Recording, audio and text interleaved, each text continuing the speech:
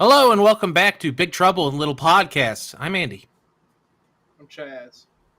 I'm Joe Dubs. I'm Zach. I'm here to represent the horror genre that's not being represented this week. Not this week. It's not. We're on. I don't know. We don't have a snappy name for this theme, but we're doing then and now horror ? Yeah, more or less.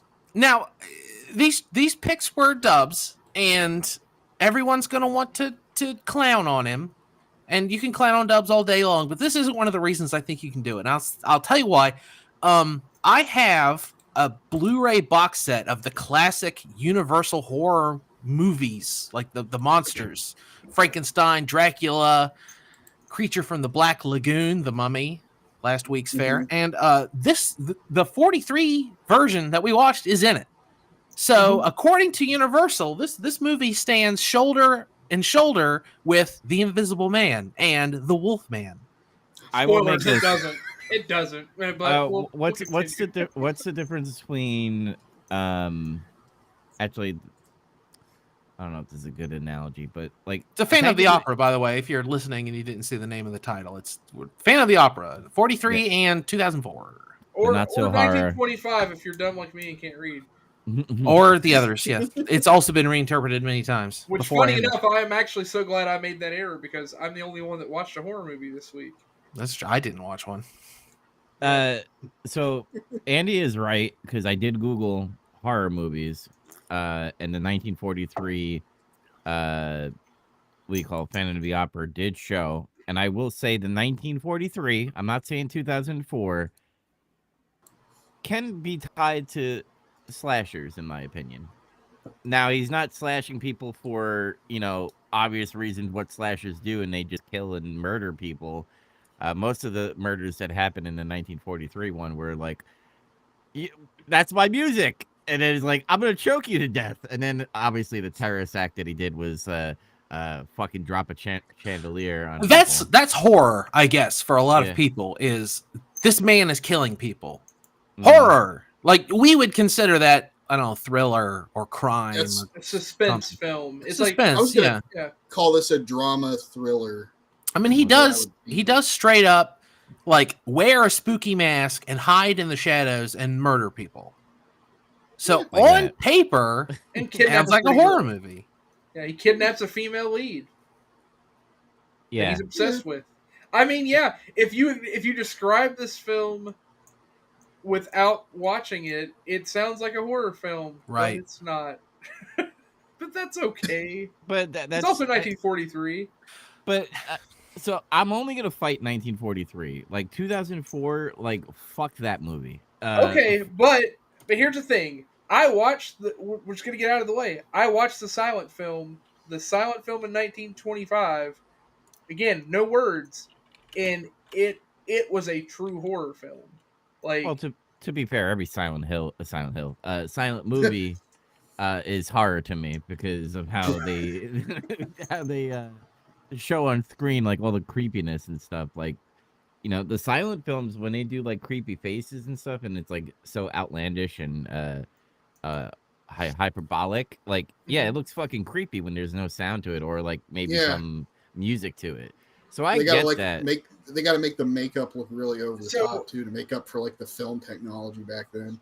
So I have a question. Has anyone, prior to watching these films, had anyone watched any version of this film, the playwright / musical, read the book, anything? I've seen the Looney Tunes. I've seen it probably parodied in media and stuff. Right, okay. Yeah, exactly. Yeah, it's one of those things where I knew it in pop culture, but I had never watched any form of it. And I'll save this for when we get to the 2004 version that we talk about. But again, I'm actually really glad that I watched the 1925 one, and I'll tell you why then. But we'll wait and get to it. But let's talk about this film and why it is a movie. It sounds like we're all tearing down this movie preemptively, but it's really just because it's not a horror, even though it's classified as such. The movie itself is fine. It's not a bad movie. There's actually some like really good acting in it. There's some really good music in it. The sets and the costumes are like fucking outstanding. That's one thing both these movies have in common. Yeah, that's absolutely true. Like and especially for this to be made in the 40s, like it looks really good. The opera house itself is amazing looking, especially for they had to work with the sets down in the crypt. Look really cool. The costumes are like just ridiculous, especially for everything they have them wear when they're on stage in the play. Like they look great. The like you already touched on it, the music for itself is really good. There's like a lot of campy, like funny bits, which is kind of weird. I don't want to say I don't like it, but again, I will. I hate all the parts with the two guys where they're like saying the same thing at the same time, and she's like, "Oh, tee hee." Yeah, where they're trying to go through the door together. That's stupid. I hate it. Yeah, like that. The fact that the movie actually ended that way, I was like, really? Yeah, they should have had like an HBO fucking threesome or somking. No, the two of them should have been like, well, then fuck you, bitch, and they should have been gay together. That would have been a great ending. That's what they did. Kinda, yeah, basically. Like they got halfway there. They 40s got gay together. They broed before hoed there. That's right. I'm gonna talk about the 25 one just because I have to now because we brought this up. So the thing with this film is that this film actually makes significant changes to the story or plot of the Phantom of the Opera based on the original novelization and the original film. Like the original film and the 2004 actually are very closely related to each other, almost beat for beat. This movie changes a ton of stuff for sake of, we just needed to make a different version of it, right? So in the, like you guys know, like Raoul is the person who's actually her like love interest and that's it. And in the other character he doesn't exist at all. And there's no cop that exists in the 2004 one. In the 1925 one, there happens to be a cop and Raoul. Raoul's not the cop. He's the suitor that loves her. And there is a cop who's investigating who then helps Raoul. So there is a part where two men are trying to track her down later near the end of the movie and they get into like perilous dangers and stuff. But there's never this like we're both vying for her affection and quibbling with each other. None of that exists. So it's so weird that they switch Raoul to be the policeman and for this other person to be made up as a character entirely. Like it's odd. I don't know. It is odd, but I kind of like it a little bit because essentially it's kind of like a corporation job where like you've been there for a long time and they're just like, yeah, fuck you. You're not good anymore. And like they like pretty much fire him. By the way, in during that timeline in France, did like the landladies fucking cook dinner for the people in the house? I think so. I mean that was a thing all over, right? Where landlords would have dinner for their tenants or whatever. I've seen it in like the West as well. Actually, I think it was on one of those Twilight Zone episodes where the guy went back in time and saw the Abraham Lincoln get shot and stuff. Where, he like I think it's just like part room and board they call it. Mm-hmm. Yeah, it's like Hey Arnold. All the people live in his house. Mm-hmm. Oh yeah, fucking stoop kid. Anyway, like I kind of there's a Phantom of the Opera episode of that show too. I think there is. Just like neuron just fired after I said that. I was like, what? Yeah, I liked the changes in my opinion, because it's a composer who. Is it a composer or just a musician that was in the pit? Both, I guess. Okay. I mean, he was a violinist, and he was also composing music on the side. Like he takes the music to the publishers, and like, every violinist wrote a concerto. Who cares? But his is actually good, apparently. Mm-hmm. So yeah, you can steal it. So like, I like it a little bit, and it kind of puts like a little creep factor to it because, like, even before he got fired, he's like, why weren't you out on the curtain call? And he's like, this business means a lot. But then it does like a hard turn where he's like, I love your voice. I'm going to take you to my sewer fucking cave thing. And we're going to do music. And then he gets... So this is better? You think the characterization of the villain is better? It's better to have him be sympathetic? This is going to be such a cop-out. Because the other movie's like 2.5 hours long because it's a musical and it's playing off of the play and stuff. I like the short compact version of this like story of a creepy man being the Phantom of the Opera, and then I hate to say it, I felt the length on both of them. I think this Oh, movie yeah. sucks. I'll just say it. I actually heavily dislike this movie. I It looked good, but I heavily dislike the story. yeah, the story, like that's the thing, is like the story's kind of dumb, but everything else is interesting. I like the music, the sets are cool. There's some good acting. Like the guy who plays the Phantom is really good. Claude It's Rains just- is great. Everything else is kind of like, Yeah. If you ever agreed. watch The Invisible Man, he's the Invisible Man, Yeah. the Universal one. And no, he's- I've that gone on whole record movie's- saying that one's my favorite. That's my favorite original Universal horror movie.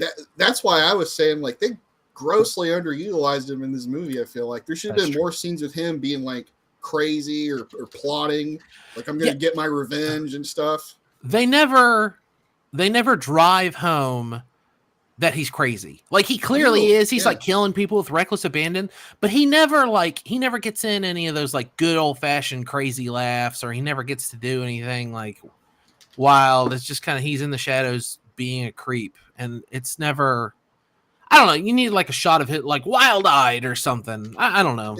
They don't like do a good job establishing, in my opinion, why.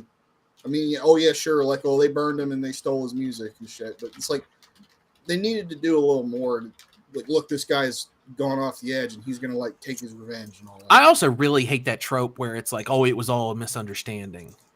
Like it can be a misunderstanding, but it's handled so ham-fistedly. It's like if someone had just asked some questions, and obviously he's like at the end of his rope because he lost his job and he can't support her singing lessons, which we never find out why he's doing, other than, I don't know, maybe he's in love with her or something. Like, Well, is that Lon Sorry. Chaney from the original? Yeah, Chaz sent me the this to show how creepy. Yeah, it does look like a fucking creepy fuck. I've seen Is it still color? images. Yeah, there's like a colorized version, I guess. Yeah, Oh, wow. there is. So it's really cool. The original is like they show different gradients of like amber, and they use like black and white, amber, and pink to show different forms. Like of course, like red because there's like a room where they get trapped, and he like tries to burn everybody alive. Like dude, the original is kind of bonkers. Like no joke. Like even for it being a silent film, like he is fucking nuts. Awesome. But he's also fucked up. Like he looks like a vampire, and they never like fully Mhm. explained it, other than he was just like tortured to death or to near death and left for dead under the catacombs of the opera house because it was used as a torture chamber. Huh. And then he just went mad, but then like that's like his origin story. So it's about the same. Like again, it's pretty close to that. But like there's a scene where he shows up at that masquerade, and he's wearing like a mask of death. And he shows up, but then like later on, they're on the rooftops, and Raul and Christine are professing their love to each other, and he's like watching from a balcony way off, and he sees that lightning cracks behind it, and like, dude, it's fucking cool looking. Sounds like, awesome. dude. It's kind of badass, right? Yeah. I was really into it. So anyway, I share that just to show like, okay, it's just so different how like they're like, oh, disgruntled employee who like just snaps and decides, nah, I'm just gonna like move around and like use this like already existing story that there might be a ghost in this opera house. It just feels lazy. I don't know. It feels lazy. why is the indicator of a ghost long nose, long beard? What is He did what is that? Yeah, Yeah, people don't were know. really superstitious back then. I guess. I Yeah. do like that. Like, I think one of the actors or people in the play got demasked by one of the guys, and then And the he guy did came. that. He's like long nose, long beard, and it was actually a guy with a long nose, long beard. So I to me, because I used to watch a lot of AMC Network with my mom. When it came to like these old movies, so like I was enjoying it because it was like it had a little bit of everything. It had a little bit of thriller / horror. I know horror is like a word that is loose in this type of movie. It has horrific elements, certainly. Yeah. It does. But I also did like the comedy. Like it did get overdone with the two bromance gay lovers. But like I still liked it in a way. Because it took away from hard times in this movie for these people, but it like brought it back to being serious at times. I'm not gonna Uh, lie. If you told me that this movie was made because of like licensing bullshit or something, and they needed to keep rights, like I would believe it. I'm telling you, I feel like the story, like it looks good. It's lazy because All right. it's again. I'm sorry, I just can't get off of it. Certainly not lazy. Look at these sets that they made. No. Well, the story is lazy. It looks great. It sounds great, but the story is lazy. All right, let's measure it. Suburban Commando or this movie? I'll not watch Suburban Commando. But I just based on how you described it, I would still watch this. Like this is not like. It's not like, oh, a god-awful movie, but you got to remember, I came off of watching 2 other renditions of the film, which actually, like, linked to the story, like the actual story, and then watch this, which is, like, kind of, like, loosely based off the story. Then I guess I must hate the actual story, because if I hated the fucking 2004 and it was so close to the 1921 version, I fucking hate it. Because I just think it's stupid that there's like, oh my god, this ghost of the opera is here. That's the one thing I didn't like about the '04 version is like they saw the actual dude. In this one, like you saw silhouettes, and Yeah. at the end, obviously you saw him when he was in his little fucking sewer dungeon. And we'll get to that in those comparisons because there are some things with that. But like what we watched is we watched this, which is a loose adaptation of the original horror movie. Like it takes a lot of liberties, but it's its own story. And then the 2004 version is a more modern telling of the Rodgers and Hammerstein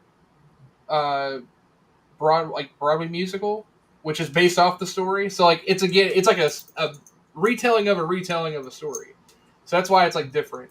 But at least like story beats, it's the same. But like there's like a lot of differences between those two.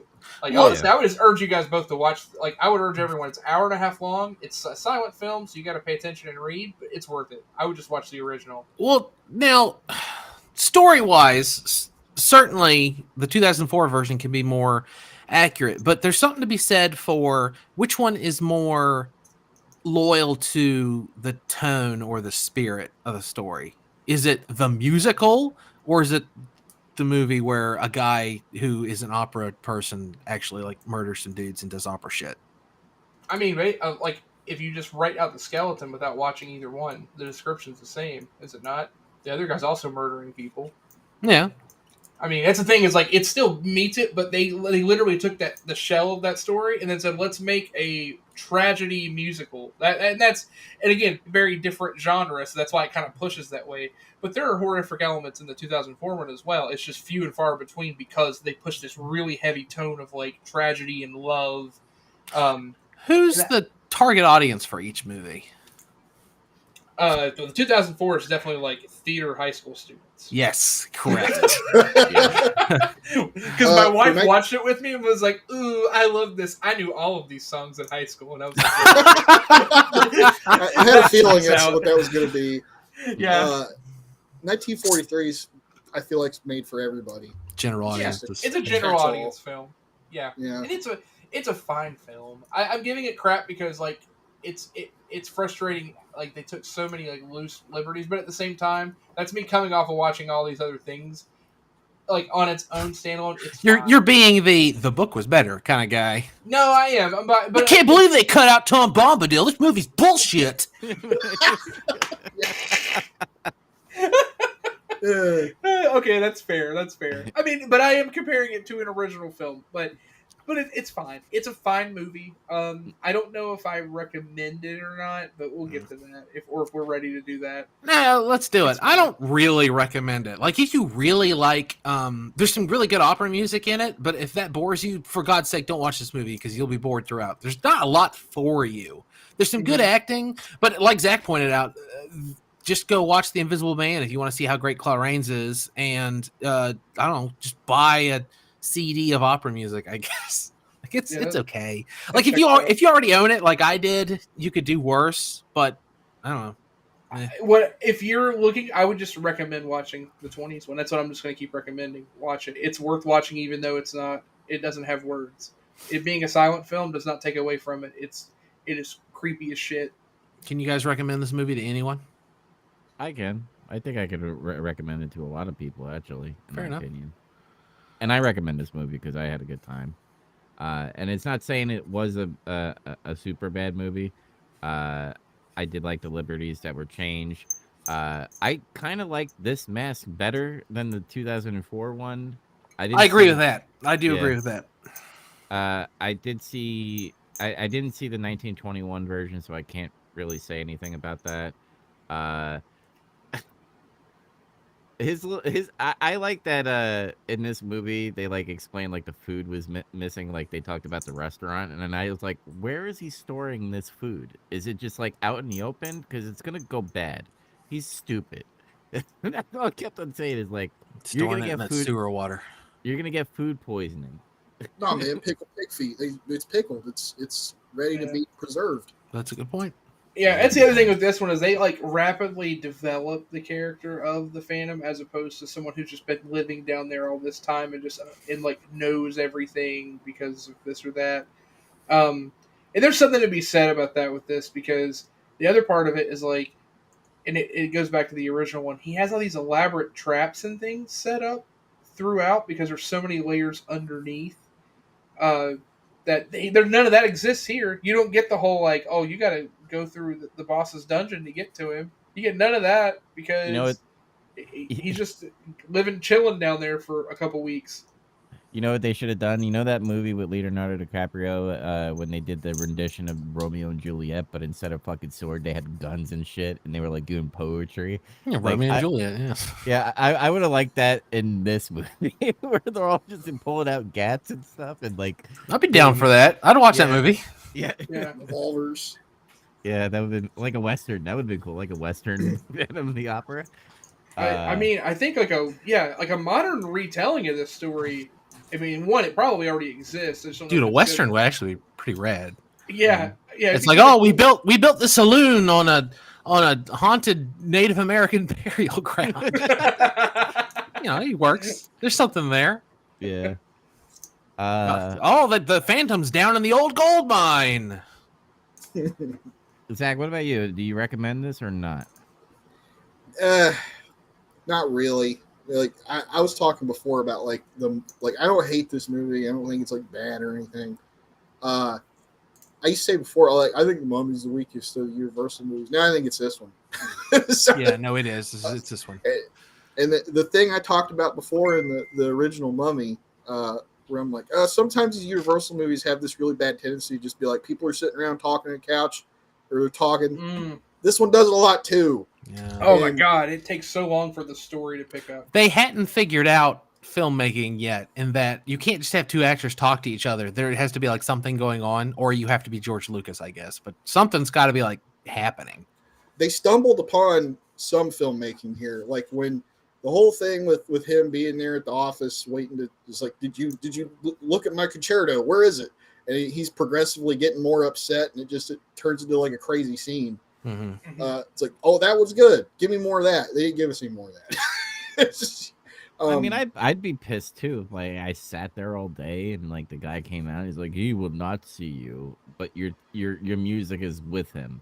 And then he goes back there, and then he's like not there, and he's like, where's my fucking music? And it starts playing, and he's like, you stolen my music. I was like, all right. Stole my music. Yeah, it's like, I get it. It's like a bunch of things, a bunch of bad stuff piled up, finally just snapped. It's falling down, but it's in Paris. So the other thing that's really funny about this is like throughout all the stories or tellings, he is a strangler of sorts, but usually like the whole thing is that it's with a rope or something else. And this guy straight up is just choking people. He's angry. He's an angry man. He is like legit just a strangler. Yeah. But also the effects, I guess, on his face, like that was pretty good. When they finally, especially for the time. Yeah, like sure. that was solid because like I watched the 2004 one, I was a little underwhelmed with it. It was not as good as I think it should have been. Yeah, I remember when the reveal happened in 2004. I think I said out loud, "Oh, that's it." He's not that bad. Yeah. Oh, yeah, whatever. He could just walk around all the time with that little mask and just be like, "Yeah, look, see, my face is messed up." Before we move on, real quick, I was looking at something about this movie, and Chaz has been complaining about the writing of it a little bit. And they first announced they were going to remake this movie in 1935, and they had a director picked out and everything. Anatol Litvak. He's like a Russian American guy or something. Okay. But the whole concept was different. They said this version was going to be set in modern day Paris, and it would have portrayed the Phantom as a psychologically wounded World War I veteran that was physically unharmed. He was physically unharmed. There was nothing wrong with him, but he imagined he was disfigured. So he was shell shocked. So this is the original. They were going to make a bad guy out of a PTSD soldier. I don't know. Is this Dr. Doom? It's Dr. Doom, right? The whole he takes the mask off and he's not. It's also Kane. Harmed. Remember, it's got to be Kane. Okay, that's gotta be Kane. He's been burned, and he takes his mask off. And it's like, Kane the whole time was like, "Oh my god, he was burned in fire." They take his mask off. He's not really burned from. He just looks weird. He's just a weird looking guy. That's all. He just looks like a mayor. Yeah, but I know. Yeah, people kind of you're portraying veterans poorly, shit. But like, God damn, think about what time we're talking about. What if this movie took place in Paris the year it came out?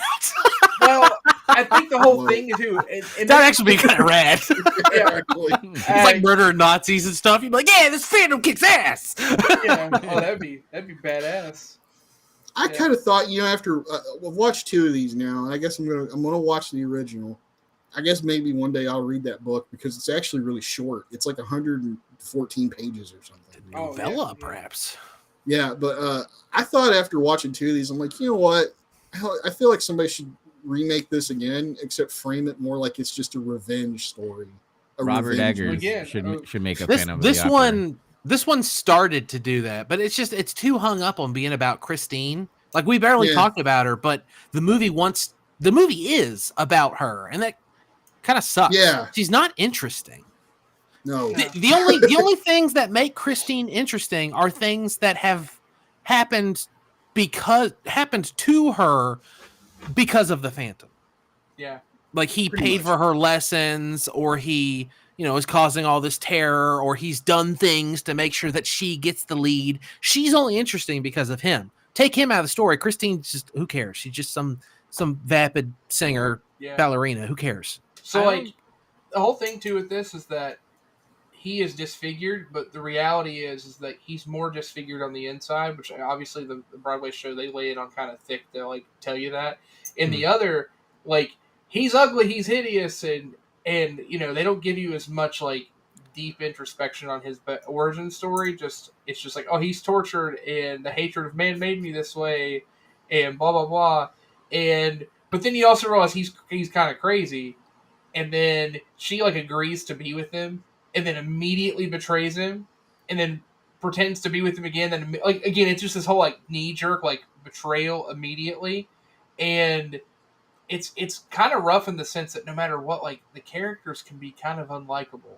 That's one thing just with the story across as a theme is nobody ends up being super likable, because it's as much as you want to root for one person, it's he's also just kind of crazy, so he is the villain. But then also she's kind of a cunt. I liked Raul. Yeah, so Raul in the original is an asshole. That's the other thing. I liked him in this movie. I rooted for him throughout. Yeah. In this movie, he's pretty solid. And that's the thing is, in the original, it's the police detective. The police detective is his character. It doesn't make any sense. He's the only likable character in the original. But I say likable that you're supposed to kind of feel oh, I'm rooting for you. You kind of just feel really bad for the Phantom, but know he kind of has to pay for what he's done because he's murdered all these people. But then also it's oh man, really, these two are going to end up together? That kind of sucks. They're kind of shitty people. And then, but in the modern, again, the musical adaptation, they lay on a little more, and it's oh, love, and okay, whatever, it's fine. But I don't know. But I found it interesting. It's really the only person in it that you can kind of even feel bad for is him, but at the same time, he's too far gone. He very quickly lashes out. He's super angry. He's ready to burn people alive and drown them and hang them, and yeah, he did some crazy shit in the original. So yeah, Anyway, I know we've harped on it too much. Like I would say watch that one. And again, maybe it's worth for science to know what all the universals are. Like watch this one, but it's hard. Other than that, it's hard for me to recommend it. I've seen them all now, and this is the weakest one. Couldn't they I don't know, change the character's mustache? Because both of them had the same fucking mustache, and I was just No, it's 1870s France. Everyone had that mustache. Sorry. I also think Little it's the pencil joke is that stash. they look so damn identical Yeah. because they are do, technically it's the. weird. They literally took the character, split it in two, and then took another character. And said, "We'll just throw your job title on this character." It's like, okay, we'll have that for the sake of it. Yeah. Anyway, let's get to a shitty movie. Why is it shitty? Why is it shitty? Yeah, why? Why is it shitty? Because and I get it, it's a fucking play, but everything had to be sung out. Musical. Everything. It's a musical. It's But a musical. everything that Some of the songs were good. I really like that Music of the Night song. It's catchy. I like that Yeah. one. Tell me why you. If you don't like musicals, that's fine. But there's a bias. No, I love musicals. I hate this fucking musical. Really? I Yeah. like this a lot. I like thought- Music of the Night, and I like the theme for the Phantom was dun dun dun dun dun dun. I like that. It's cool. Especially when the one they played in the beginning, like when Yeah, they transitioned from like the old messed up opera house and that transition. upset me so much because the movie started and it was like, oh, also it's grainy and looks old, but that's the present day and everything else is a flashback. That doesn't make sense. But also, I was like, if the whole movie looks like this, that would kick ass. But of course, it doesn't. Yeah. Because it looked really good. You know what's really funny? I'm laying in bed, that happens, and I'm like, that transition was kind of cool. And I said to myself, Andy's going to hate this. I mean, that was my reaction too. Though, like, oh, that was cool, and I'm like, yeah, but that makes no sense. No, it doesn't. No, it It's didn't like, make any sense. It's like, why would the future be black and white? What? Also, that's Gerard Butler. How weird is that? That is That is strange. Gerard Butler. Dude, Did you know Gerard he Butler had can sing.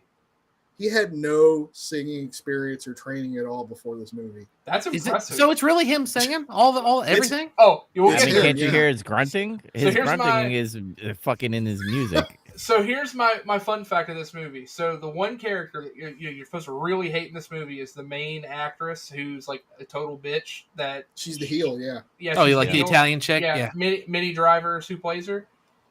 Mhm. So in this film, every person sings their own part except for her. She's the one person in the film that doesn't actually sing her songs. That's interesting. Yeah, but she sang a song that was used in the credits. Huh. Okay. What? It's kind of strange. So it's she's like a pop starlet or something, or yeah. She's an actress / pop singer that's been around for decades. Yeah. Take it for what it is. I don't know. weird. There's been a lot of stuff actually. Because when I said Suzanne's like, you don't know who Minnie Driver is, I was like, that name's not hitting. But I tell you what, it sounds like a porn name. Oh, I know that name, but barely. Yeah. The only people in this I knew were Gerard Butler, and it took me forever to realize it's even who it is. And one of the two owners is Caesar from Rome. That's it. That's all. That's the only people I know. Oh, Patrick Wilson. Patrick Wilson. He was Conjuring, in right? Watchmen, and he's famous for all the Conjuring movies. But he's been in a bunch of stuff. Yeah, the guy who plays Raoul. That's why I was like, that guy was. He has a familiar but I couldn't bean place face, it. but I didn't know who he was. Yeah, he's got the butt chin. He's got the very familiar. Oh, were you Harvey Dent? No, you weren't, but you look like him. Speaking of Harvey Dent, by the way, Mhm. when I saw this fucking mask, which by the way I don't like it, I was like, very Batman type of like costumes. Costumes are very flashy. His little fucking His Phantom of cape the action Opera, is yeah. really good too. yeah, his true. cape action, his Phantom of the Opera Batcave is fucking very Batman-esque. I was like, that's why I made the comment even before I knew it was Joel Schumacher as the director. I was like, man, Gerard Butler could be like a Batman villain if he wanted to. And He could just adapt and then that all of a story sudden- Blades. yeah, and then at the end when Joel Schumacher's fucking name came out, I'm like, no fucking way. I laughed. I think Yeah. that's listen, Joel Schumacher, I'm always gonna remember him doing the Batman movies when back in the day, and I'm not gonna say I hated them, but they were very low on my rankings for Batman movies. They're like his worst movies that he made. I'm pretty Yeah. sure. Like he's made a I lot of confidently say that. films. Yeah, I mean that said, like watching it, I saw his name. I was like, that makes sense. Like the transitions and some of the sets and stuff like fit a lot of the mood and theme I could see him putting That one out. dude that was standing back there with like the gold things covering his nipples up, you know, like that's Joel wanted him to stand there. Yeah. Yeah, it's weird that but I guess again, and this is the thing, I have not watched the 80s musical, so I can't fully say like, okay, how does this compare to that? Like the one thing they go with here though is they make the Phantom like, again, he has the one like partial mask that covers like where he's like got some disfigurement, but at the same time they otherwise got him to look just overly attractive, where like again comparing it to the original, like I mean he's just straight up grotesque looking. Like he looks like a monster, but he is a person, and that was kind of like the difference. So it's kind of weird that they go this way, but I get it. It's the device of being a musical, I guess. It is a little bit of a great, but and the I fucking hate the Phantom in this movie though. yeah, It pisses me off though the way that they do it, because he's so clearly obviously hateable, but I know a lot of people don't hate him, and that's what pisses me off. Like he's at least in the 43 version, it's like sympathetic. Like it was a man at the end of his rope and he snapped, and well, you know, he's still a bad guy. He's still killing people and he still needs to be stopped. But, you know, one bad day, falling down, one bad day, and, you know, something like that happens. But in this one, he's just always been a scumbag. Yeah. Sure, they have that sad, he was like a circus attraction or something. He was a freak in a circus. He was a freak, I guess. Yeah, that does suck. But now he's like, so he chooses to, he grooms her, first of all. Offense number one, totally grooms this woman, and yet for some reason women fucking love this movie. Fuck you. He kidnaps her. Women love grooming. He grooms her. He kidnaps her. He molests her. He murders several people. Like, this guy is just really horrible. But still, they have like the mask be like this, and you know it's so that they can show off how handsome Gerard Butler is. That is 100% of the reason why it's a half mask instead of a full mask. Because they want women to see him and be like, oh, he's so handsome. I love this movie. Oh, I wish someone would kidnap me and hold me in their big muscly arms. Yeah. Like this movie is kind of like exploitation in a way. Like I fucking hate that stuff. And it's just like, it's really great Andrew Lloyd Webber music and people lose everything in that. But no, the Phantom in this movie is like through and through like a genuine villain. And yet he's the most memorable thing in the movie, and he feels like the one that we're celebrating the most. No, absolutely. And that was kind of what I took from the others. Like the disfigurement's there, but he himself is still just like this despicable, like person because of what he's doing. Like again, he does effectively all the same things in the original. It's just not as like well detailed as it is in this movie. I mean, even so much as like, making her think that it's like the ghost of her father, like helping her. Up. Yeah, it is really fucked up. It is super fucked up. But he's the angel of music and all this other amorphous like ideas, and he's like whispering to her in her bed and stuff. Like it's fucked. Yeah. But all that same stuff happens in the other. Like it's like this whispering voice that's looking after her, and like I control you and I own you now, and you're my slave, and like even like holding the opera house for rent, like, you know, like, oh, you have to give me this or I'll do these terrible things, and then just through and through. Oh yeah, extortion. Forgot about that. Yeah, he's an asshole. He is a villain. Yeah, There's no redeemable qualities. He does like a Zodiac fucking letters to the play. He's like, better put my fucking girl. I do like on that it. scene where they all got letters and they're comparing them all. That's cool. I like that. Yeah, it's funny. Bit. My favorite part about all that, though, is like how there's that one scene where they're on the rooftops, like Raul and her. By the way, I hate how she calls him Raul, and everybody calls the dude Raul. It's like Raul. His name's Raul. His name is Raul, not Raul. French. Why she got a different last name? It's Dae in this. I like Yeah, Dae better. Dae's the actual original name. That's That the makes ri- more yeah. sense. Yeah, Christine. Yeah, Dubois. I don't know why they changed it in the. It sounds more Frenchy French, It's I guess. easier- I don't know. It's Frenchy and easier to say. Yeah. Yeah, but Dae Christine is a cooler is- name, though. Yeah, Christine It Dae is. was her name in the original. Good. The whole rooftop scene where they're all like, "Oh, I love you too," and then he's like up there hiding, like listening and all that, and they leave, and then he like picks up the rose, and he's like, it's like that frame that thing to make you feel bad for him, but he's like, Fuck him. Good. She Yeah. deserves Oh my God. him. Yeah, Raul, she deserves him. So more or less in the film, because like a couple things are like changed in like timeline of how they happen, but that scene is reflective of the original of that picture that I sent. Like he's like sitting from afar on a different rooftop or like at the different corner of the rooftop watching them kiss, and he's like, you betrayed me, and like lightning cracks in the background, and it's like it's really fucking cool. So, But like here it's like, oh, tragic. is the Phantom the first incel? yes. Okay. I mean, in like moving pictures, probably. Yeah, maybe. I mean, in history, doubt. Yeah. Yeah, not in history, but Not- in terms of moving pictures and cinema, yeah, probably. I mean, there is some cool shots. I did like the hallway with the candles things that were held up by arms. I don't, That's stolen. They stole that from Beauty and the Beast. oh, they did? Oh, Yeah, it's a French movie from the 40s. Fuck them. They stole it. That movie rules. I love it. La Belle et Tibet. Mm. there's a lot of cool shots in this movie. Actually, some cool framing stuff. Like a lot of stuff with the Phantom, like where it's like the stagehand dude that's like a weird prick. He's like a weird creeper. Oh, He's yeah, like yeah. walking around, then you see him he's like up above, like in frame or something, looking down at him. I'm like, well, that's cool.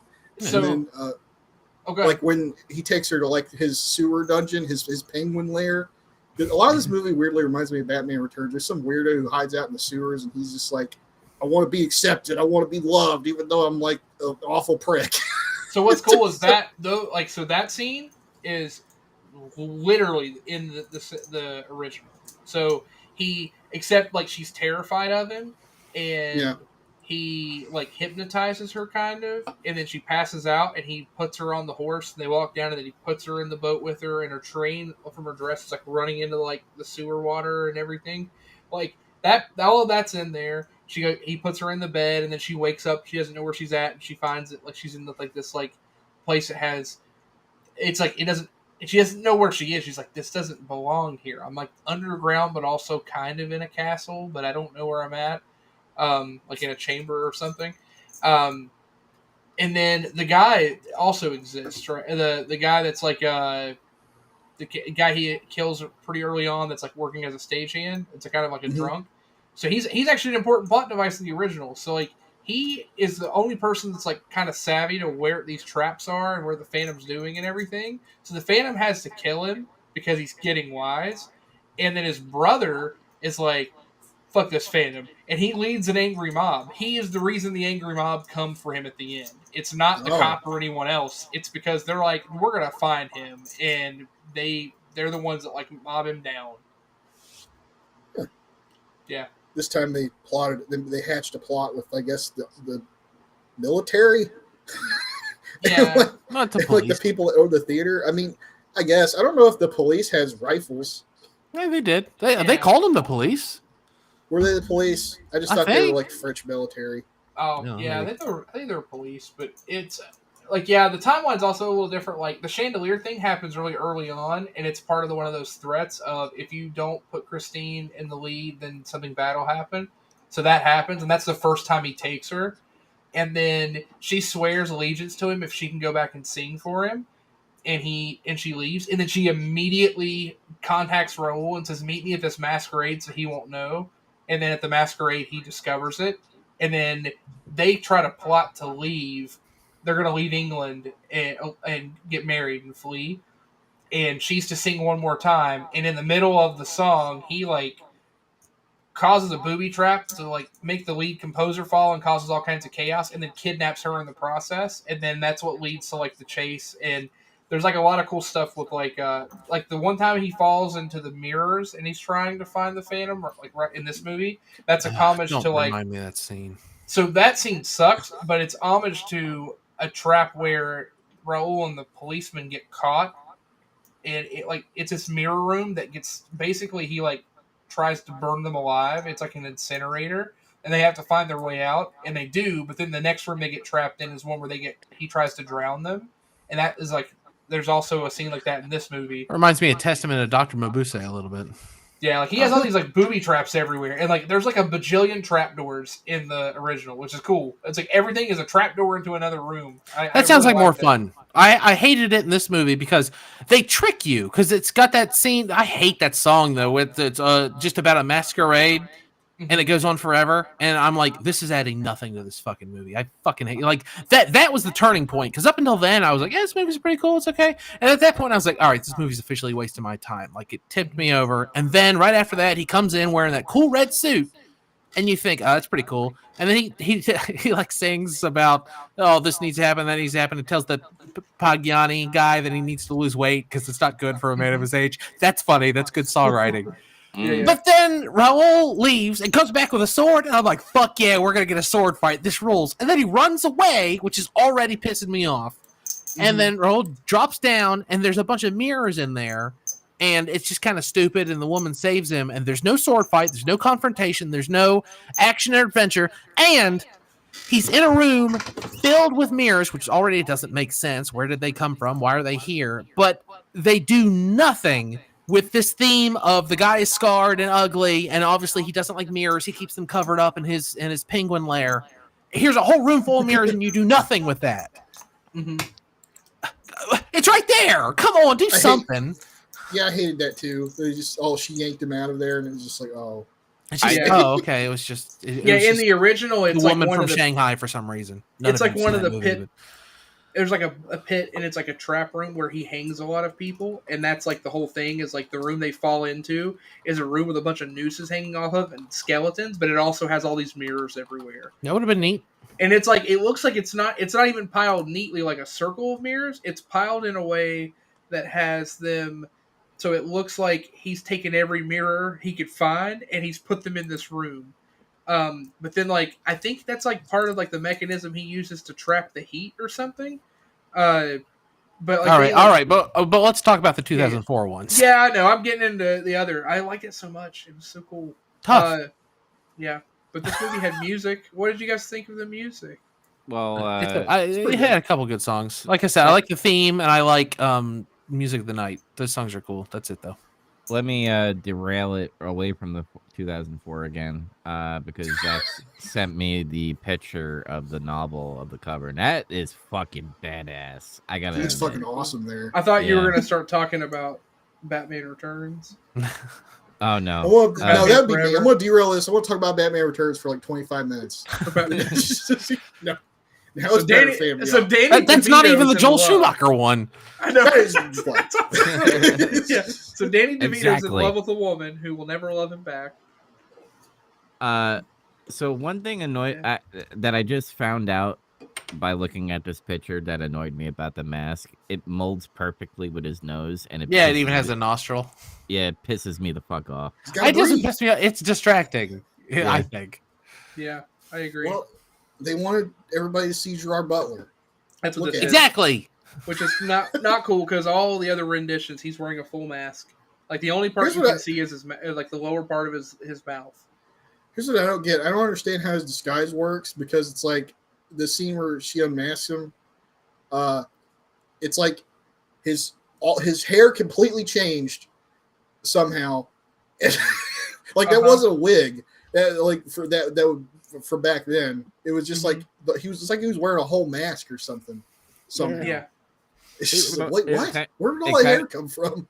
It kind of reminds me. You guys ever watch Devil's Advocate with Al Pacino? No. No. Keanu Reeves. Then never mind. Let's move on. Okay. Jazz has seen it. I've seen it. Oh, you seen it? Yeah. Do you know when like Al Pacino goes full mask off and he's the devil? Yeah. It kind of reminds me of that with when he takes off the mask in this one, where I'm like, he looks kind of devilish. No. Yeah, a little bit, but he had some left. Like what happened is Joel Schumacher had some leftover like effect paint that he used on Tommy Lee Jones. That's He what it had like a actually. little bit left down the bottom of the jar, and it was like, He's like, He was a I'll few get- years old at that point, so yeah, I'll give him a little bit of Two Face, a little bit of just handsome romantic, male heartthrob. It'll be great. Mhm. It'll make millions. all right. Great deal. What's really good about this movie? the sets and the costumes and That's Um, definitely true. I enjoy- Gerard Butler, even I though like the enjoy the materials, like yeah, Yeah, he actually is good in the film. I really enjoy the transitions in this movie. I thought they do a really good job with so many of the transitions from one scene to another. Like, and again, it's like maybe it's aged a little bit for the technology they use, but even if it doesn't make sense, I think it just visually looks really cool. And the music itself, I think, is really good. Like No, the music- not just like the actual musical pieces, but just like the music they play throughout the film. The score. The score, yes.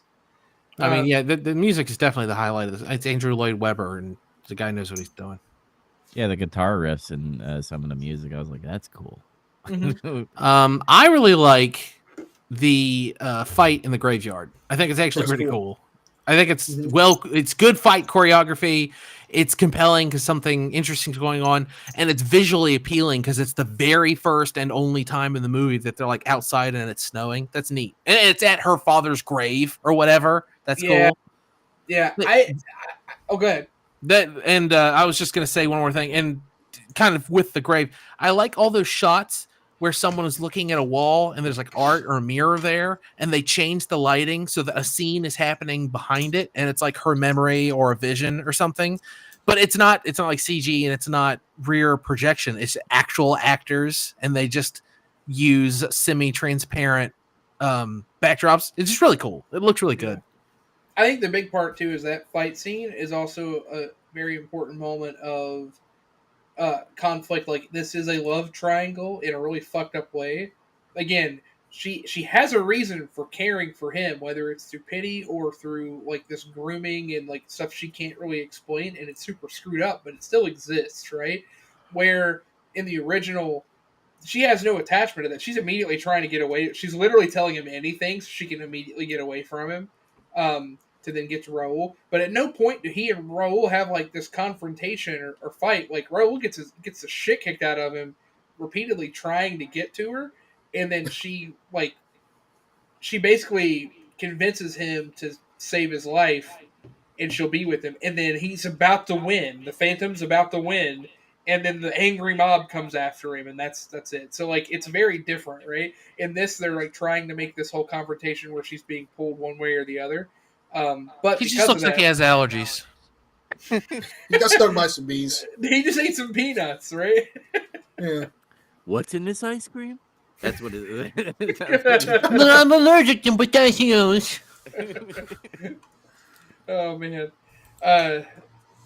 but yeah, I guess it's interesting. They try to give you enough like backstory to make you feel really bad for him, but it doesn't fix the core problem of like how screwed up he is. No, he's a scumbag. He sucks. Yeah. We should all hate him. People should talk about what a great villain he was. No one does. It's just about the music. Yeah, the music's great, and she loved him, and yeah, no, she didn't. Not for the right reason. Not for the right reason. She was groomed. Yeah. Well, Me Too movement. This asshole would just get ruined on the internet. He'd never get a job. Yeah, God damn it, pisses me off. So at the end, he goes to her grave, and there's a rose there to indicate that like he's still around, he still cares. Fuck him. He should be dead or in prison. Like, God, it pisses me off the way. Yeah. The way they handle the Phantom of this movie is so fucking frustrating. I want a completely modern retelling of this made by Tyler Perry, and I just want the Phantom of the Opera to be R. Kelly. And then we can also get like some double entendre of pissing on the grave of my loved one or something. I don't know. I want Arnold Schwarzenegger Did I go too to far? be the Phantom Opera. He's too old now. Yeah, It don't matter. Like, he'd be like, "Come on, Get his sing son. for me. Come on, what are you doing?" Get his son to do it. His son will hang dong. Yeah. Yeah. Anyway, I'm gonna stick to my gun. I'm not recommending this movie.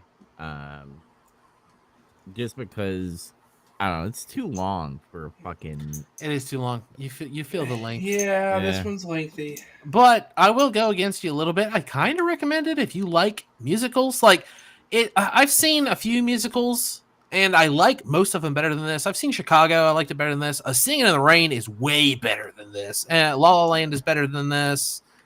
But it's okay. It's all right. Like, whatever. If you really like musicals, you kind of have to watch this at some point. It's like one of the musicals, right? Yeah, Mhm. I'd be interested to watch the '80s rendition of this, which I'm assuming is just like a recording of the play itself, or like if like that's the problem is it's hard to find like a professional company doing this musical now. They just have Duran Duran do the fucking soundtrack. No rip. That'd actually be kind of badass, but I would like to watch it or see a version of it. But I lightly recommend it for the same reasons Andy said. Like I don't think it's a bad film. It's got some issues, and like he said, it's almost more like the issues of why people like the film, or the like, as opposed to just issues with the film itself. But it's still fine. If that doesn't bother you, you'll probably really like the movie. Like up until like around the masquerade scene is, like I said, the tipping point for me. But for the first like 30 to 40 minutes of this movie, I was ready to come on the show and be like, this is a good movie. This is Joel Schumacher's best movie. Like, it's cool. It's well made. It's exciting and colorful. And like, I wasn't bored. And then like I got bored and I was like, oh man, this movie sucks. I think what really annoyed me is like You needed an intermission. That's what it sounds like. No, They I had- needed a shorter ass movie. If this movie was like an hour and like 40 minutes, I could get down on that. Like, and maybe change a few of the things. Like maybe he gets burned alive at the end or something. I maybe don't not know. sing the whole damn song. Like every It's a song- musical. Well, yeah. Yeah, but look at La La Land, right? Like Yeah. they would do a song and then it would just go back to being normal talking. Like this one is like That's the kind of musical I like. Is like there's a story and it's a musical, like Singing in the Rain and La La Land. Yeah, Like but that's what every- I prefer. I don't. And then you got musicals like this in Chicago that are just musicals. So Yeah, you like Disney movies? Sort of. no. Yeah. Sure. Kind of. Yeah, that's what Yeah. that is. That's That's structure. exactly what that is. I mean, I say that, but I mean, there are like straight. Like I really like Hamilton. I like it, and it's just a straight through musical. But Mhm. I don't know. I guess maybe I don't know what I like in a musical. Like I'm not a musical target audience, but I love film, and a lot of great musicals are great films. So that's why I watch Singing in the Rain. So Like Little Shop of Horror. Like, I yeah, like Little that. Shop. That's a great example. That's a good Yeah. movie. Mhm. So I don't know. I don't know what I want. I can't articulate what my problem is with specific musicals. I just know that this isn't the best one. Yeah, I will say Yep. the comeuppance of the Phantom in the original is really cool. He just literally gets ripped apart by an angry mob. I feel like we don't need to watch the original. You've told us the whole movie. No, you need to I'm watch gonna it. watch it. You still need to watch it. Mhm. It's great. I've told you the whole thing. I don't Dubs care. are- It's so great. Watch it. Dubs ruined devil's advocate for me though. He told me that Al Pacino reveals he's the devil, and I don't care anymore. I want to watch it now. Damn. No, it's actually a good movie. It's one of my favorites. Which one's better, the 43 one or the 04 one? I like the 43. That's just me though. I'm more interested to hear what the other two have to say. And I don't want to hear anything Okay, about the damn, 21 fuck. one. Well, you already Whoa. told, you already said you hate this one. I know, but it's just like have the way you fucking. I don't give a landed fuck that- what Dubs thinks. What do the real men have to say? He said, he hit it. He said, The Rock says, what do you think? It doesn't matter.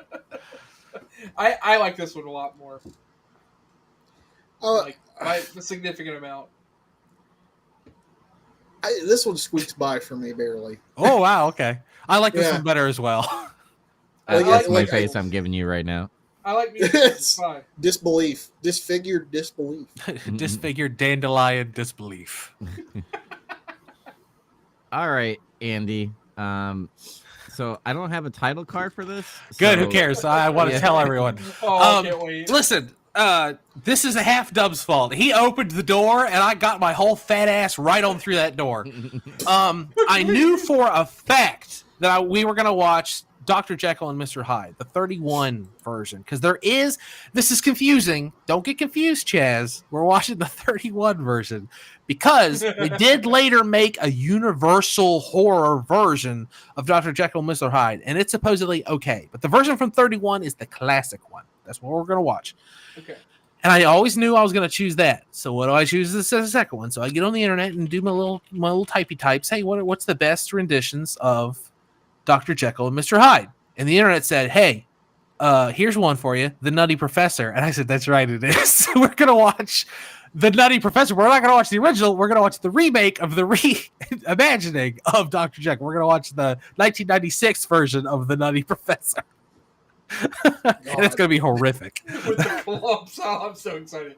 I want to lay it out now that I have watched The Nutty Professor and the sequel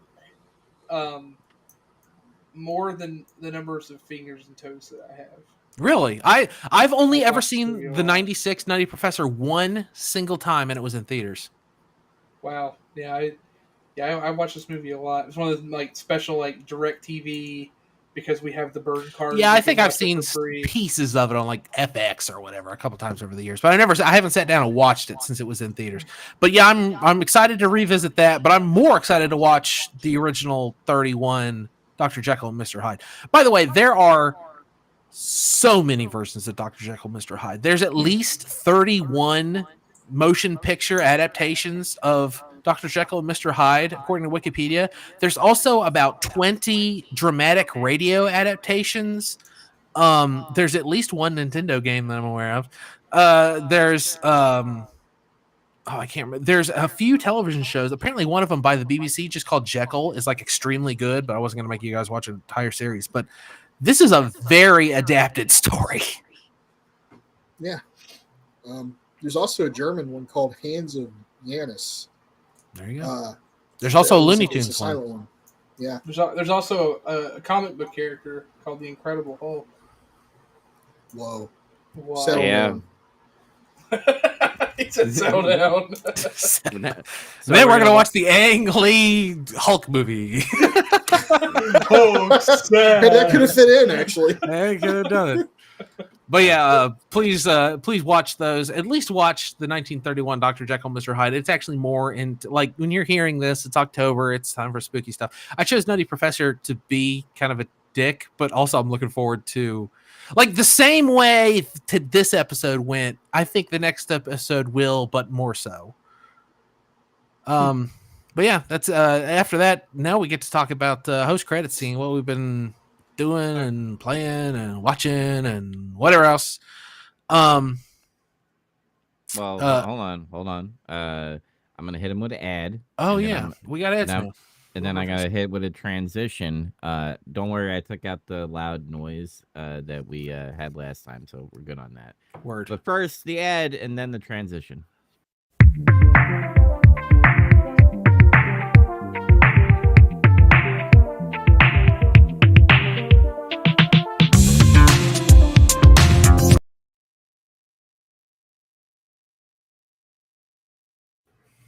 Whoa, televisions.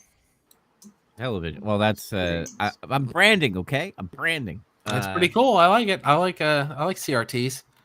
Yeah. So just before we get into host credit scene, I'm doing a podcast. I was thinking about making it very niche and sticking to one thing because I love reading comics. I love reading books. But I just didn't want to just stick to one thing, and I didn't want to make multiple podcasts because that would just fucking burn me the fuck out. So I decided to make a hobby podcast, Joe Dub's podcast, essentially. Why are you waiting so long to put it out? I want to listen to it next week. Because I got school. I start school in October, and I want to focus on That's pretty cool. school. I'm doing writing classes, so I'm doing a writing class for 6 weeks from October 6th. Then after I'm done with that, then I put more focus on that Joe Dubs podcast. But I wanted to tease it now, and then later on I will announce more shit. But just a suggestion, I have an idea. You should invite some of your friends, and they can all talk about the things that they've done and played, like in like concurrent weeks.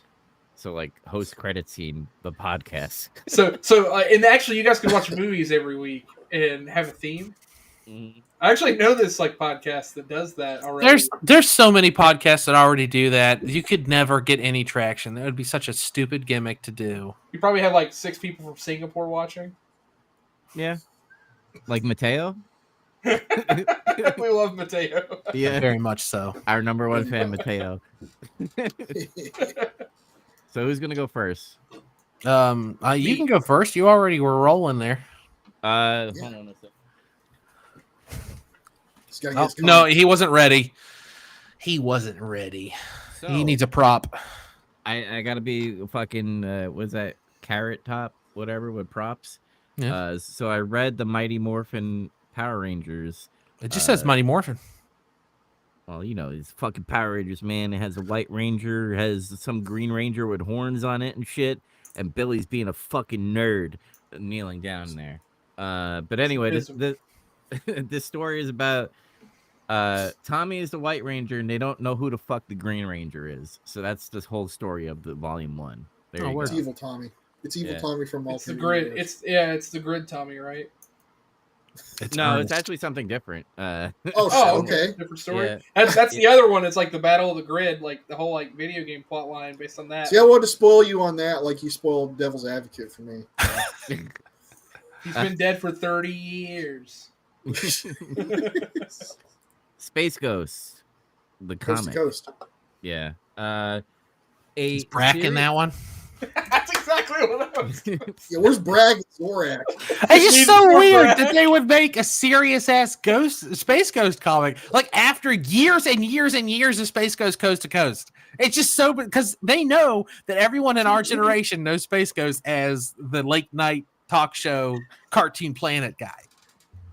Yeah, Like I'm sure, like is it good? Is it well written? And the art looked good, The art is Yeah. good. I'm weirded out by the seriousness, like you. So right? That's so weird that they decided to do that so far after the fact. But the first issue is literally about like this toy maker is the villain, where he kills this kid's parent and she's telling the story of Space Ghost, essentially saving them. He's like, oh my god, Space Ghost is this universal cop thing in the galaxy that's, you know, fighting these bad guys from the universe and stuff.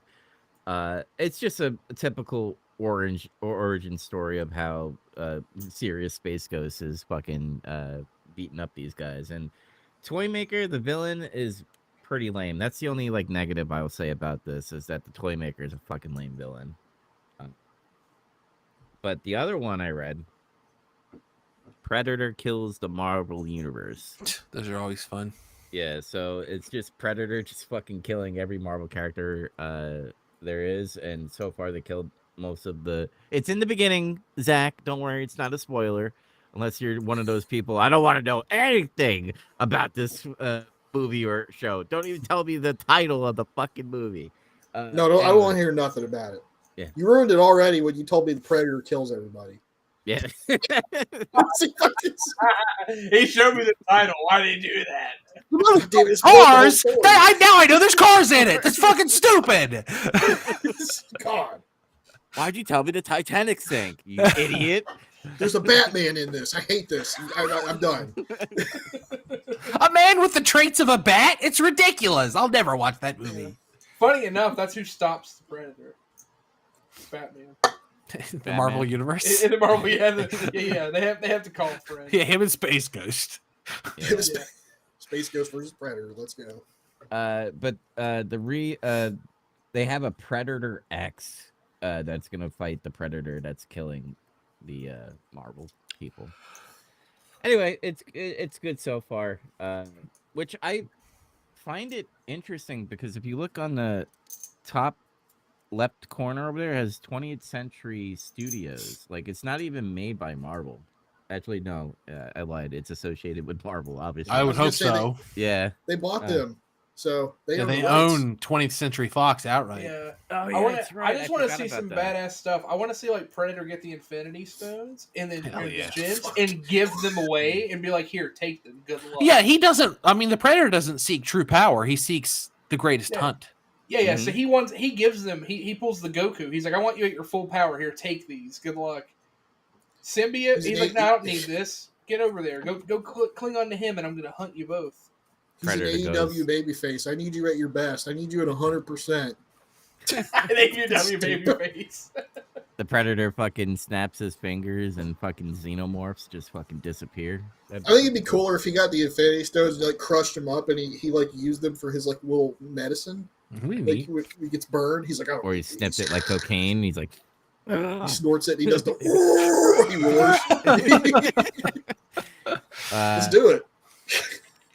I didn't play it in games. I think Andy's the only one that saw my baseball moments thing that I was doing on a stream. I think that was last week, for that matter. Was it last week? Oh, I man, think.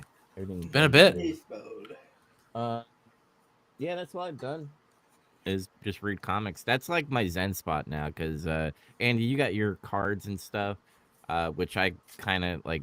I'm gonna use a fucking stupid term, crashed out, because I can't find anything. And I'm tired of stalking these websites to look for like Pokemon cards, because in my mind, I should be able to go to a store and be like, "Here's $50. Give me an ETB, please." Nope. Now it's just like. Also, they're 60 now. Ha. Yeah. But now. Well, no, the Pokemon Center ones are, not the regular ones. Now it's just like, what do you have? The Bulbasaur thing. I don't want this shit. Like, I want an ETB and I want booster pack. They don't even have booster packs. Well, you know what? This is a really good transition for me to talk about what I've been doing. Yes. Big Trouble Rips still going pretty well. Been opening a lot of Gundam because I have been lucky enough to find some in stores. This game is fun to play. I actually came straight from an event to record this podcast, and I had a lot of fun. And this game is fun to play. And I'm signed up. I'll ask you about it after the show. Chaz, I think I'm coming to your card shop for a Gundam event. Maybe I don't know. It's up in your neck of the woods, but we'll see. Okay.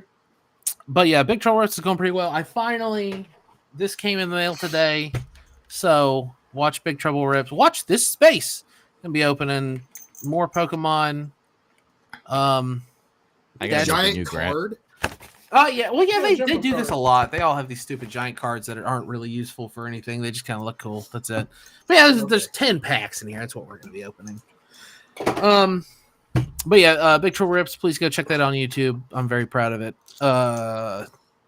That's one of 3 things I need to talk about. My camera has defocused on me, but whatever. Dragon Ball Super. I got to the end of the Goku Black arc. Done with it. What? I Don't don't shoot that man. He's black. No, that's fine. Who cares about that? Wait, you've never kissed your wife? Yeah, no, that's low key the funniest part in all Super so far. It's like you've already watched Donna, right? They kiss, and Goku's like, "Ew, gross! What are they doing?" And she's like, "What the fuck are you talking about?" You've watched. And there's no way Goku's got his whole life and never seen 2 people kiss. That's idiotic. He's like, you don't kiss your wife. He's like, no, we don't kiss. And he's like, what? You have 2 sons. This was, Yeah. He says that, I'm pretty sure. Yeah, he does. He literally says, but you have 2 sons. He's like, what's that have to do with it? What's that got to do with it? That's what he says.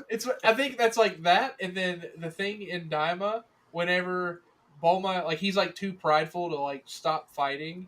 She The says bad she guy won't near take a the bath end. with him anymore. And she's like, if you don't come down here right now, I won't take a bath. And he like zips down immediately. Dude, I think that's just so funny. But Chad Dude. spoiled Diamond for me. I can't watch that either. Yep, you can't watch it. Unwatchable now. Yeah, for the record, Daima is still better than Super. Like, the Goku Black stuff, there were a few moments where I was like, oh man, this is getting really good. But it's just, they go back and forth so many times into the future, and it's like, this is getting silly. And then the big reveal of who Goku Black is kind of like, oh, well, yeah, Really they lame. forecasted that. They didn't even make it fun. And then Zamasu is there twice. So, okay, cool, I guess. I don't know. I thought what was going to happen, and what I thought would have been more interesting is he's immortal, and then Goku Black is also him, but they're each wearing one of the Paranga, whatever they're called, earrings. I thought they were going to, like, at some point, Goku and Vegeta would have to take one off one of them and put it on the other one, and when they fused, they would no longer be immortal or something. I thought that would have been interesting, but that's not what they do. Yeah. But yeah, I'm not annoyed that I watched all the way up to that point, but I don't know. Dragon Ball Super is so weird. Like I'm compelled to watch it. I'm enjoying it, but it's dumb. Yeah, like honestly, the biggest criticism against it, other than like those first two seasons, arcs, whatever you want to call it, is like how dumb some of the writing or the plot bits are, and then like I swear to God, they dumb Goku down so much compared to like how he used to be. And there's that, and also I cannot stand that they keep doing this thing where it looks like someone besides Goku is going to get to save the day, and then they like undo They it. just yank it from you. Like it looks like Vegeta has defeated Frieza, and that's perfect because it's like he destroyed the Saiyan home world, and Vegeta has this history with Frieza, He killed him and he's before. like under his boot heel, and he's killed him straight up. And then it looks like he's defeated him, and then Frieza pulls the thing and blows up the planet or whatever. And then Goku gets to kill Frieza. That's stupid. Why do that? And then in Goku Black, it looks like Trunks has been the one who like super triumphantly finally like saves his future from Goku Black. And then they still do the stupid thing where he's like a laughing sky thing, and Goku summons the whatever the weird childlike thing. Zeno, that's he it. He literally hits the God button. Exactly. That's so unsatisfying. Just let Trunks have it. Dude, I was so pissed the way. Yeah, but that's twice in two different characters that they've ruined really satisfying conclusions for because Goku had to be the one who always saves the day. Why? Because Toriyama likes Goku. Yeah, he really does. And he does not like Vegeta. Yeah, the Also, other. Oh, go ahead. They ripped off Earthbound with that. That was totally Geigus. Yeah, they did. Also, it did make me think about it a little bit. If you'd watched this during the time this was like coming out in like sequence, and like the number of things people were like trying to figure out, okay, who is Goku Black? Like there were some really cool fan theories, and then people were just furious that it was like, oh, just a lazy OEOS switching bodies with him. It's like we already did that. Ginyu already showed back up. Who gives a fuck? Why? Exactly. Like there was so many more interesting things. Like I was trying to think, like, is it like Oob or like something Goten. like that? Goten was the one. That Goten would have been because he already looks like him. Yeah, that would have been really cool. Is that But- the one? Not to mention, Goten is also like the best friend of Trunks. So for it to be like the That would have been cool. I didn't think about that. Oh. Yeah, even better. Yeah. Oh man. Yeah, man. But yeah, we're already writing better Super. there's like little things I still like. Like I still get like Bulma has a lot more to do now. I like that. I like Bulma as a character. Yajirobe turned back up. He's one of my favorites. It's really cool. Like there's little things to keep me going, but it's like the great big hits. I'm always like, that was stupid. What's the Dragon Ball with the androids? Is that what Super? Z That's Z. or Dragon Ball? And Ader was in Goku Black. That was cool. I liked that. Ader turns up. Yeah. So if it helps, keep watching because in my opinion, the best arc is coming. In my opinion, the tournament of power arc is really cool. Okay. Honestly, that's what I've liked the most so far is the tournament between the 6th and 7th universes. And it's interesting. The tournament specifically when he finally does like the blue Kaioken combo thing and like the gods like trying to stop him at first and he's like and he and Hit both like challenge them and you realize, oh wait, they're as strong as them now. Like they're like, oh shit, they are scared of them. Yeah, and it escalates further. Like it's really cool. I really like the Tournament of Power a lot. I am excited to watch it, but after finishing Goku Black, I had to take a break and I had to go watch Gundam. I had to go watch a different anime, so I restarted, and this is the last thing I'm going to talk about. So Zach and I can talk about it, and then we can talk about what Zach's been doing. I restarted Gundam Iron Blooded Orphans. That show is really fucking good. Yeah. I'm actually really surprised more than once by how good the writing is. But every once in a while they'll do something really stupid. How far are you in it? I just finished season 1 and I've moved into season 2 now. I'm like 5 episodes into season 2. Okay, so you're well beyond me. I'm on like episode like 20 something. They do most of it's really good. It's one of the best non-universal century Gundams. But they do dumb stuff like Akihiro's talking about his brother at the beginning of an episode, and then he turns up like 10 minutes later in the episode. Yeah, literally, yeah.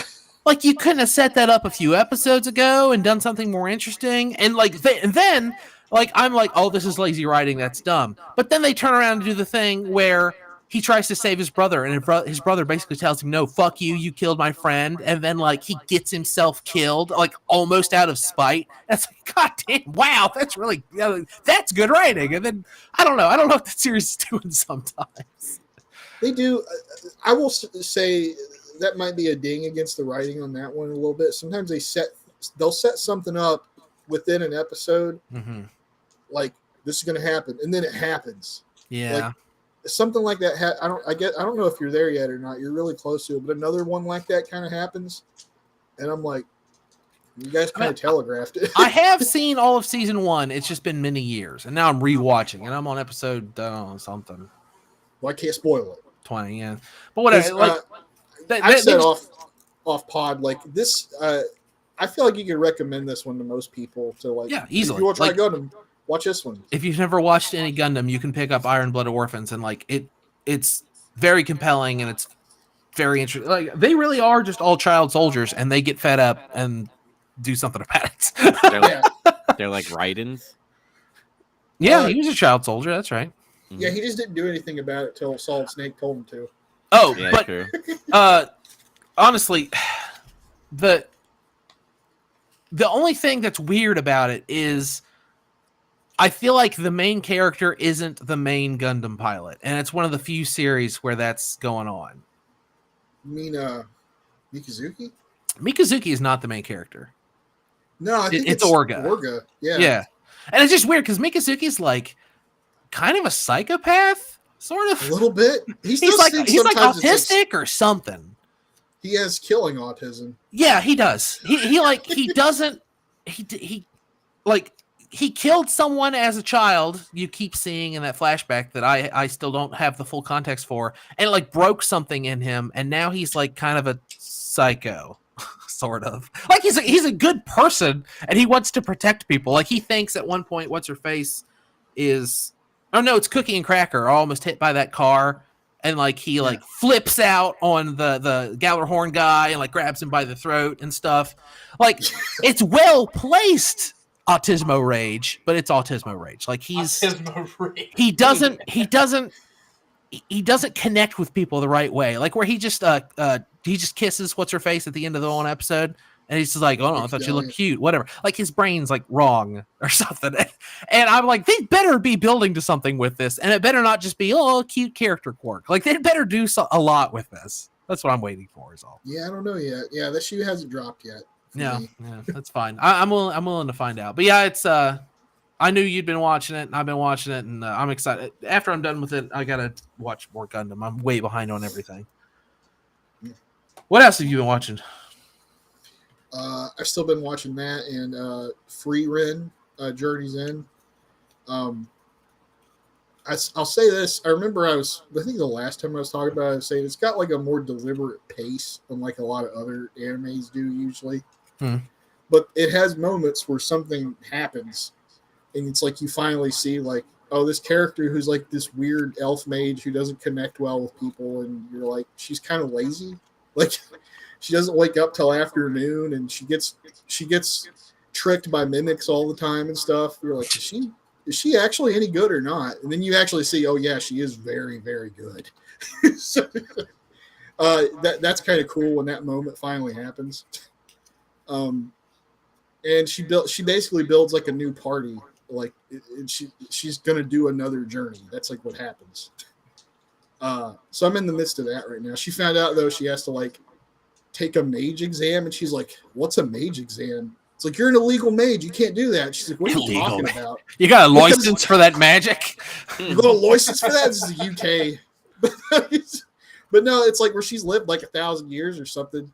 They're like, how do you not know about this? She's like, all these humans make all these rules, I can't keep up with this stuff. It changes all the time. That sounds like fun. For her, I guess that's true. Yeah, it's a fun one. Everybody should watch that one at some point. But other than that, I've been watching some YouTube videos about Gunpla stuff. Me too, actually. Learning things, learning little tricks, or finding out different tools I didn't consider before. I actually just got a bunch of new sanding tools in the mail today. Yeah, I did that a little while ago. That's cool. Played a little bit of games. I've kind of slowed down because I beat Metal Gear Solid Delta. I beat that. That was good. I started an extreme playthrough of it, and I was like, I'm just going to burn through it real quick. And then I kind of fell off of doing that. Because I've never beaten it in extreme. I just was like, I'm going to do it because now I'm like used to how the new controls work and everything. I'm just going to roll with it. I could pick it up at any other point now, I guess. But I've also been playing Atari 50. I love that game. Games. Yeah, games. I think I'm playing them in like order of release is what I'm doing. And I started from like 19, whatever Pong was, 72, whatever. 70 something, yeah. Yeah, and I got all the way up to like 1980. Other than the unlockable games, and I don't know how to unlock them yet, so I gotta like figure that out.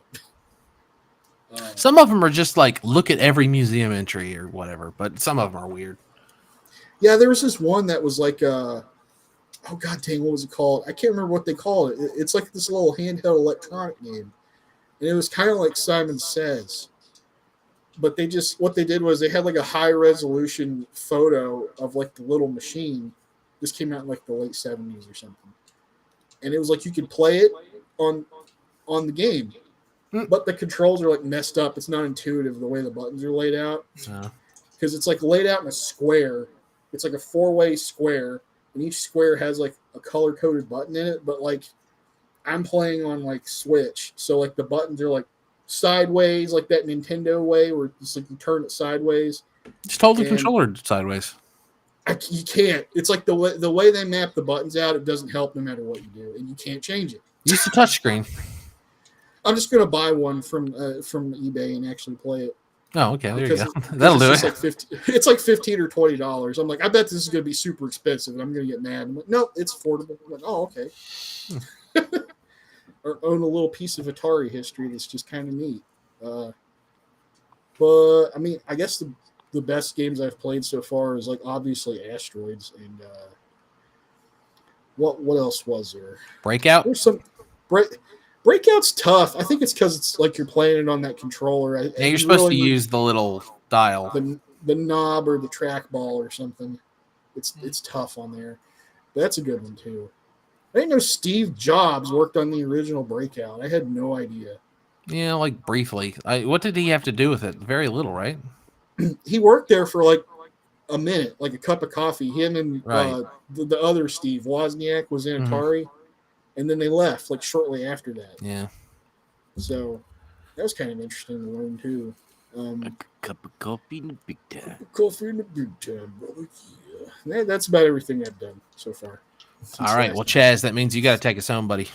Oh yeah, easy. Been watching some nonsense on YouTube, just like cool videos of like PlayStation 1 and SNES gems that we didn't get in America, that type of thing. Channels called Culture. Plenty of those. Just just like pick your poison. There's a bunch of them. There's a couple others I specifically can't really recommend or not recommend. They're fine. It's like I put them on when I drive to work. I still restarted Parks and Rec with my wife. We watched the first season, and we're midway through the second season. Man, that show's so fucking funny. Good. So they got Andy out of the hole then. Andy's out of the hole, but he's... Or no, actually, he's still in the hole. No. What? His leg's broken, though, right? No. His legs have healed, but he got dumped, and now he lives in the hole. Oh, that's right. Yeah, I forgot about that. He's living in the pit. Yeah, so he's living in the pit. We just watched the episode where Ron Swanson's hernia ruptures, and he just literally spends the whole time sitting there like this, and he tries to throw the cheeseburger in his mouth to feed himself. He's like, "Can you hand me my food?" And she hands it, and he goes, and he just straight up throws. It's like he just throws it. Like it's fucking amazing. That episode's really funny. But yeah, we're enjoying watching it over again. As far as video games, the only thing I've played, I downloaded Silksong, but I haven't played it yet.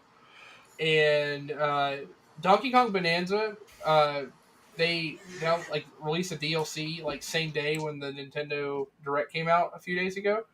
So I downloaded the DLC, and it's fine. You get to go to DK Island. It's like an upgraded render from how the island looked on N64. That's cool.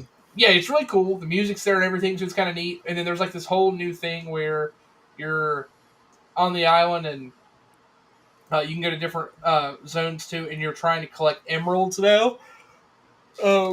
It's like instead of the banana gems that you're trying to get, now you're trying to collect like a ripened version of that gold, and it's green, so it's like they're just calling it Emerald Rush. I think it's the name of it, and it's like now instead of like being a game where you're like just collectathon, like more like oh you have so many. Now it's kind of like a repeatable mini game that has a time limit. You get as much as you can, and if you get this, you get items. And I feel like I bought a battle pass, but it's fun. So I'm enjoying it. Evie and I are still playing it together. And we like it. And then, but that's the only game I've played. I'm still getting ready. I have the tournament in Akron in less than 2 weeks. I actually went to Akron on Thursday and played in their weekly. Had a fun time. Didn't do as well as I would have liked to. I actually got to play on camera, and it turned out that me and since they've started their championship series, there have been 2 big tournaments, and the first winner is a local there, and I was the second winner, and we got paired against each other. So naturally, Tricky Jim was like, "Yeah, let's put them on stream," and we played each other. And the game was going okay until about turn 4. I made a really bad mistake, and the game just unraveled for me, and I got my ass kicked. But it's okay. It happens. I had a great time. And now I've started my revenge arc. So now in 2 weeks, I'm going to get back there and hopefully we play each other and I'll get a chance to revenge myself. But, yeah, had a good time meeting everybody up there, like seeing new faces and old. And that was that. But yeah, we're going to be up there in a few weeks for that. Of course, we're still running our tournaments every Saturday. So Saturday nights, check out Turbo Blaze. If you just want to watch and see some GLC webcam play, if you want to join us, join our Discord. You can join the tournaments or look us up on the Limitless page. But yeah, we're having a good time just waiting for the new set to come out because there's so many really cool new cards coming out. There's also like I'm going to a set not a release but a pre-release tomorrow. So yeah, I don't know if that's something you're interested in, Andy, but yeah, you should look at like the pre-release events that are going to be opening up. I thought they all came and went. No. So the set doesn't come out for another week and a half. So all the like a lot of the stores will have multiple, but yeah, our store's having ours tomorrow. So yeah, come check them out. But that's all I've gotten. Quick shout out to my teammates, Doug Elliott and Ryan Jordan. So still on a Workana team, and we had a big turnout. There was a 5K and a 15K event in Denver, and in the 5K we had both of those players get top cut. One of them getting second place, and then in the 15K, which is the very first event to qualify for nationals, we actually had Doug. He actually got second place. He was 1 game win away from being the first qualified player for nationals, which was super cool. So yeah, we're doing big things on 2 fronts for card games. I'm pretty excited about that. But yeah, that's all I got.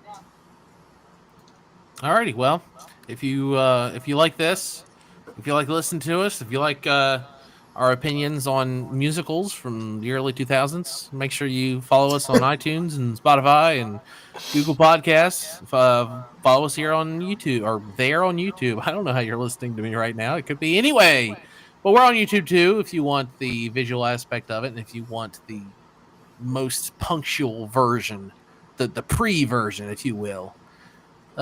Make sure you watch Dr. Jekyll and Mr. Hyde from 1931 and The Nutty Professor from 1996. We'll see you next week. Thanks for listening. Hercules. And if you're from the Gulag in Russia, hello. All right, guys. Later. Dubs hate musicals.